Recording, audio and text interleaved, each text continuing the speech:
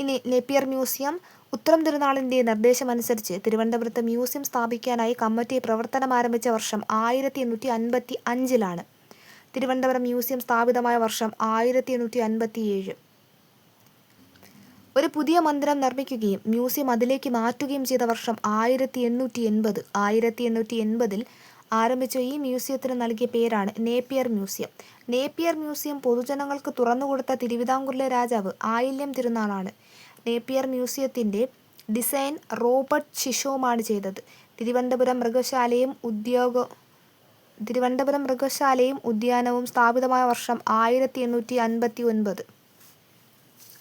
ഇനി ആയില്യം തിരുനാൾ രാമവർമ്മ 1860 മുതൽ 1880 വരെ. രോഗപ്രതിരോധത്തിനായി സർക്കാർ ജീവനക്കാർക്ക് വാക്സിനേഷൻ ഏർപ്പെടുത്തിയ തിരുവിതാംകൂർ രാജാവാണ് ആയില്യം തിരുനാൾ രാമവർമ്മ. ഹജൂർ കച്ചേരിയിൽ നിന്ന് പൊതുമരാമത്ത് വകുപ്പ് സ്വതന്ത്രമാക്കി പ്രവർത്തനം ആരംഭിച്ച വർഷം 1860. സർക്കാർ തപാൽ വകുപ്പ് അഥവാ അഞ്ചൽ പൊതുജനങ്ങൾക്ക് തുറന്നുകൊടുത്ത വർഷം 1861. കുരുമുളകിൻ്റെയും പുകയിലയുടെയും കച്ചവടത്തിൽ സർക്കാരിനുണ്ടായിരുന്ന കുത്തക പിൻവലിച്ച ഭരണാധികാരി കൂടിയാണ് ആയില്യം തിരുനാൾ രാമവർമ്മ. തിരുവിതാംകൂറിലെ കർഷകരുടെ മാഗ്ന കാർട്ട എന്നറിയപ്പെടുന്ന പണ്ടാരപ്പാട്ട വിളംബരം 1865-ൽ പുറപ്പെടുവിച്ച തിരുവിതാംകൂർ രാജാവ് കൂടിയാണ് ആയില്യം തിരുനാൾ രാമവർമ്മ. 1865-ലെ പണ്ടാരപ്പാട്ട വിളംബരം വഴി കുടിയാന് സർക്കാർ വക പാട്ടവസ്തുക്കളുടെ മേൽ അവകാശം സ്ഥിരപ്പെടുത്തി കൊടുത്തു. വിക്ടോറിയ രാജ്ഞിയിൽ നിന്നും മഹാരാജ എന്ന പദവി 1866-ൽ നേടിയ തിരുവിതാംകൂർ രാജാവ് കൂടിയാണ് ആയില്യം തിരുനാൾ രാമവർമ്മ. ജന്മിക്കുടിയാൻ വിളംബരം 1867-ൽ നടത്തിയ രാജാവ്. ജന്മിക്കുടിയാൻ വിളംബരം അറിയപ്പെടുന്ന മറ്റൊരു പേരാണ് കാണാപ്പാട്ട വിളംബരം. തിരുവിതാംകൂറിലെ ആദ്യ ക്രമീകൃത സെൻസസ് നടന്ന സമയത്തെ രാജാവ്, അതായത് 1875 മെയ് 18-ന്. 1875 മെയ് 18-നാണ് തിരുവിതാംകൂറിൽ ക്രമീകൃത സെൻസസ് നടന്നത്. 1861-ൽ സിവിലും ക്രിമിനലുമായ വ്യവഹാരക്രമങ്ങളെ സംബന്ധിച്ച് നിയമസംഹിതകൾ ഉചിതമായ ഭേദഗതികളോടെ തിരുവിതാംകൂറിൽ നടപ്പിലാക്കി. ആയില്യം തിരുനാളിൻ്റെ കാലത്തെ ദിവാൻമാരാണ് ടി മാധവറാവുവും ശേഷയ്യ ശാസ്ത്രിയും നാണുപിള്ള. പുനലൂർ തൂക്കുപാലം, വർക്കല തുരങ്കം, law college 1875, government arts college 1866, science college, Alappuzha വിളക്കുമാടം, തിരുവനന്തപുരം കാഴ്ച ബംഗ്ലാവ് എന്നിവ നിർമ്മിക്കപ്പെട്ടത് ആയില്യം തിരുനാളിൻ്റെ കാലത്താണ്.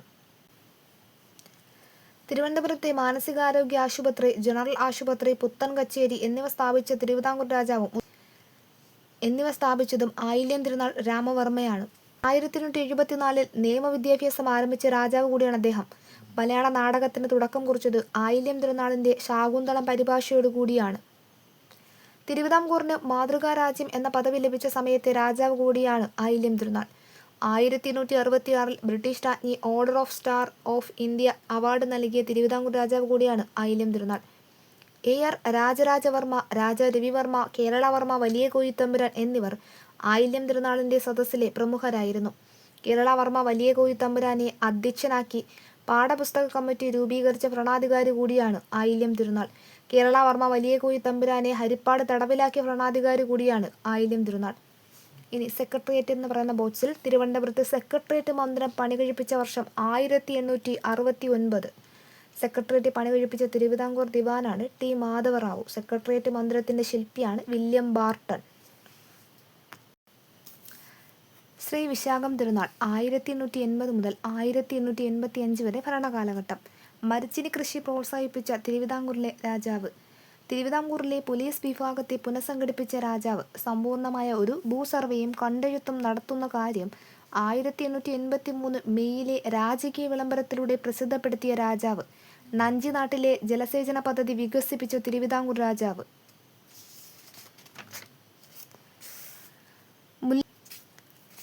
മുല്ലപ്പെരിയാർ പാട്ടക്കരാർ എഴുതി തയ്യാറാക്കുന്ന സമയത്തെ തിരുവിതാംകൂറിലെ രാജാവ്. മുല്ലപ്പെരിയാർ പാട്ടക്കരാറിനെ എൻ്റെ ഹൃദയരക്തം കൊണ്ടാണ് എഴുതുന്നത് എന്ന് വിശേഷിപ്പിച്ച തിരുവിതാംകൂർ രാജാവാണ് ശ്രീ വിശാഖം തിരുനാൾ. ശ്രീ വിശാഖം തിരുനാളിൻ്റെ സ്മരണാർത്ഥം നാമകരണം ചെയ്ത മരച്ചിനി ഇനമാണ് ശ്രീ വിശാഖ്. തിരുവിതാംകൂറിലെ ആദ്യത്തെ പരുത്തിമില്ല് കൊല്ലത്ത് ആരംഭിച്ചപ്പോൾ തിരുവിതാംകൂർ രാജാവ് വൈസ്രോയിയുടെ എക്സിക്യൂട്ടീവ് കൗൺസിലിൽ അംഗമാകാൻ ക്ഷണം ലഭിച്ച ഇന്ത്യയിലെ ആദ്യ രാജാവ് കൂടിയാണ് ശ്രീ വിശാഖം തിരുനാൾ.